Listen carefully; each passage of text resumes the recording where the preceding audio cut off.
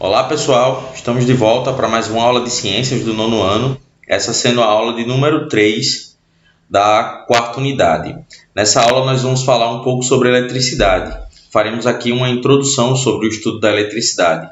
É muito importante que vocês entendam as ideias dessa aula, porque na aula 4 eu trago uma proposta de experimento e esse experimento vai usar as ideias vistas nessa aula, certo? Então vamos começar. Eu vou estar abordando aqui algumas ideias ligadas aos fenômenos elétricos para a gente começar a estudar a eletricidade.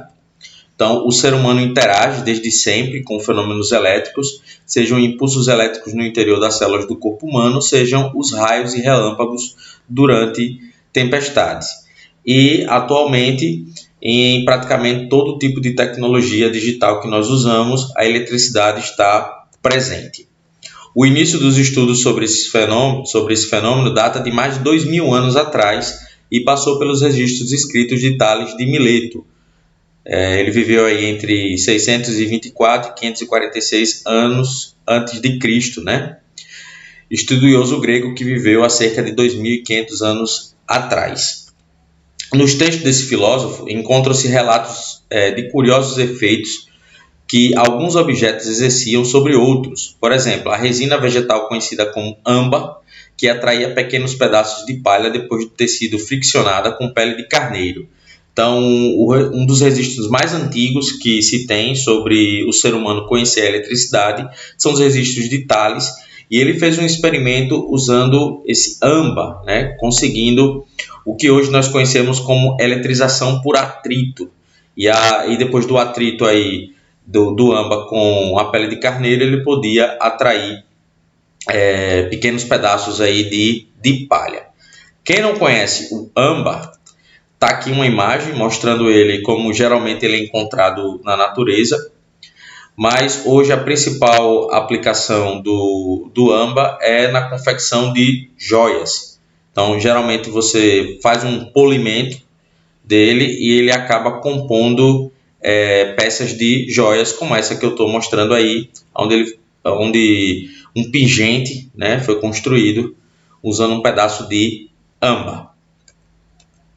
Bom, os fenômenos elétricos estão relacionados ao comportamento de partículas, como os prótons e elétrons. Então, nós vimos ao longo do ano, né, no estudo de ciências do nono ano, nós vimos a estrutura da matéria a partir do átomo e nós conhecemos essas partículas, prótons e elétrons. Fizemos isso quando estudamos modelos atômicos. Aqui eu tenho um dos modelos que foi estudado, que é o modelo de Rutherford.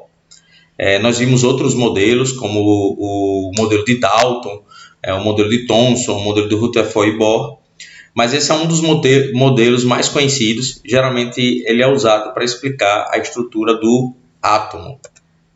Então, o nome eletricidade que nós usamos hoje, ele vem do grego electron, que significa âmbar. Então, muita coisa que nós conhecemos hoje partiu das observações de Tales, e até o nome da própria eletricidade partiu do material que ele usou no seu experimento.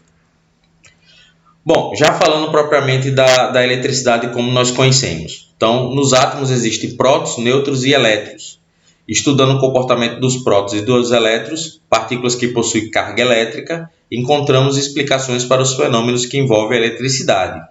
Então, prótons e elétrons possuem essa propriedade chamada de carga elétrica. Por convenção, dizemos que prótons têm carga elétrica positiva e os elétrons têm carga elétrica negativa. A interação entre as cargas elétricas é descrita por uma força elétrica, que pode ser de repulsão, se as cargas forem do mesmo tipo, né, ou do mesmo sinal, ou de atração, se as cargas forem diferentes, de sinais diferentes. Então, um próton próximo de um ou de outro próton tem cargas de sinais iguais, eles vão sofrer repulsão. Um elétron próximo de outro elétron, cargas do mesmo tipo, né, do mesmo sinal, repulsão. Mas um próton próximo de um elétron, eles possuem uma atração, né, devido à força elétrica. Os prótons e nêutrons estão localizados no núcleo do átomo. Como ocorre a pulsão na interação entre os prótons, a presença dos nêutrons ajuda a estabilizar o núcleo, mantendo as partículas unidas. Os elétrons estão localizados em torno do núcleo, em constante movimento na região denominada eletrosfera. Eu trago de novo aqui a imagem, abordando o modelo de Rutherford. Nela a gente consegue ver essas duas regiões.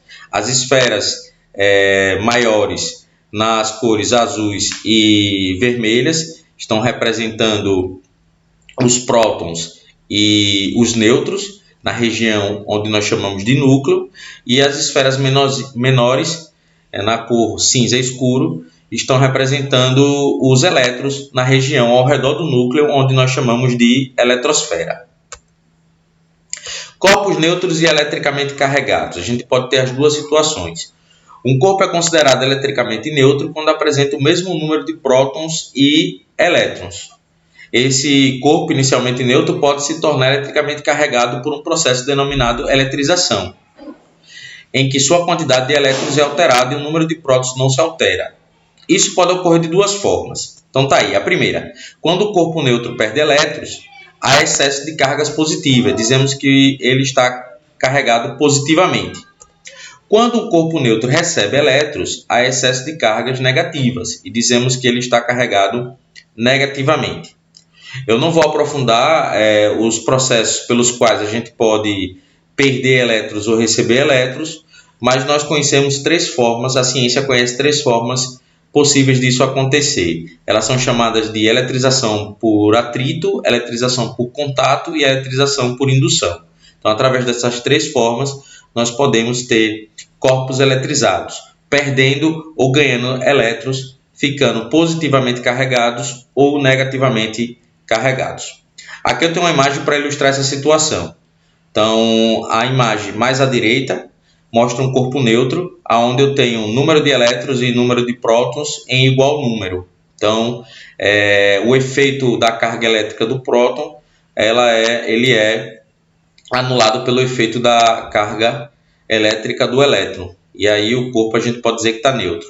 Já o corpo do meio, ele perdeu elétrons, então sobrou apenas as cargas positivas. Então ele é um corpo positivo. E o corpo mais à esquerda, ele recebeu elétrons e ele apresenta um número muito grande de elétrons, então ele ficou um corpo negativo.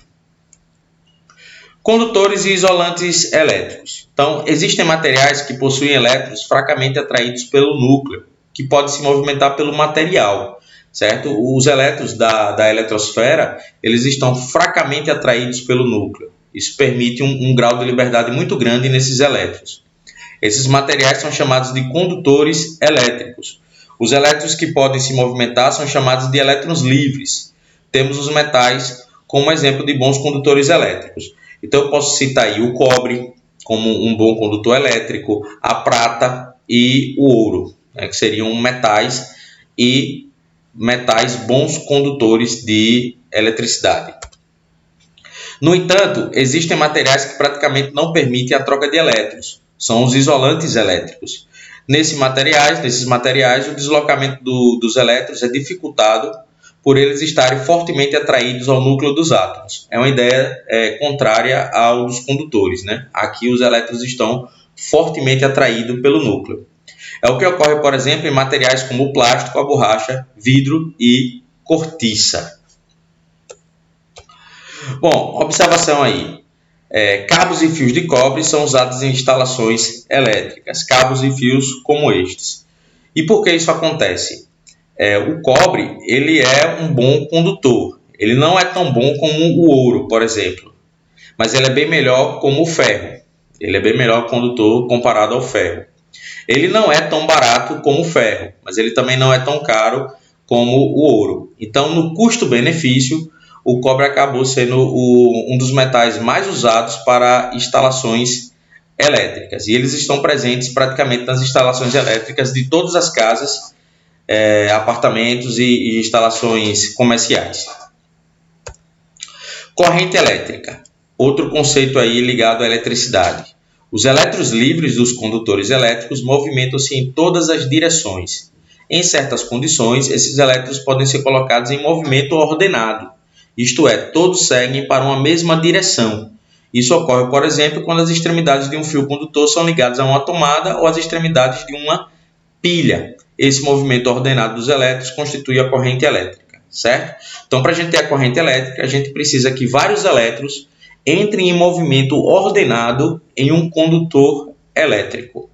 Aqui eu trago uma imagem para mostrar como isso é possível. Eu tenho uma representação de um condutor elétrico de cobre e as bolinhas com sinal de menos dentro são os elétrons. E vejam que todos estão se movimentando de forma ordenada da esquerda para a direita da figura. Da forma que a figura está mostrando, nós temos uma corrente elétrica. Caso esse condutor não esteja ligado a uma pilha, não esteja ligado a uma tomada, ele não vai ter energia suficiente para ordenar esses elétrons. E aí eles estariam em movimentos diferentes, aleatórios, um com relação ao outro, certo? Mas da forma que a imagem sugere, você tem o movimento ordenado deles da esquerda para a direita, produzindo aí uma corrente elétrica. Resistência elétrica, outro conceito ligado à eletricidade. Então, a corrente não circula com a mesma facilidade por todos os condutores. Dependendo de algumas características do condutor, o fluxo de elétrons pode ser dificultado ou facilitado. Então, a resistência elétrica é a medida da dificuldade que o material oferece à passagem da corrente. Isso porque os elétrons não vão passar livremente pelo condutor, já que o condutor tem suas próprias partículas. Então, a corrente elétrica ela acaba entrando em conflito na passagem, com as partículas do próprio condutor. Isso oferece uma certa resistência. Os metais são considerados bons condutores, mas oferecem alguma dificuldade para a passagem da corrente elétrica. Chamamos de resistor os dispositivos utilizados para controlar a intensidade da corrente elétrica que percorre um caminho determinado por um condutor elétrico. Então, os resistores são justamente os dispositivos que usam essa característica da resistência elétrica. Aqui eu tenho uma imagem mostrando resistores elétricos comuns em circuitos elétricos. Então, existem vários tipos diferentes de resistores elétricos. Esses que estão aí coloridos com linhas de várias cores, eles estão presentes em circuitos elétricos. Circuitos elétricos, por exemplo, de televisão, de aparelhos de rádio e assim vai. Bom, pessoal, chegamos aqui ao final das nossas informações referentes à introdução do estudo da eletricidade. Lembre-se que nós vamos usar essa ideia numa aula seguinte, nós vamos aplicar essa ideia em um experimento. E antes da gente chegar nessa próxima aula, eu estou deixando aqui uma atividade para vocês. A atividade tem a primeira questão, responda as questões, em que condições podemos dizer que um corpo está eletricamente neutro e por que os metais são bons condutores de corrente elétrica e o que é corrente elétrica. A primeira. A segunda, o que são materiais condutores e isolantes elétricos. Cite exemplos de cada tipo. Então, se você não conseguir responder alguma desses questionamentos, basta você voltar à aula, ver quando eu abordei essas informações e depois estar resolvendo essas questões. Lembre de deixar tudo anotado para estar conversando com a gente nos plantões, certo? Eu fico por aqui, eu espero que vocês tenham gostado da aula. Um abraço, tchau, tchau.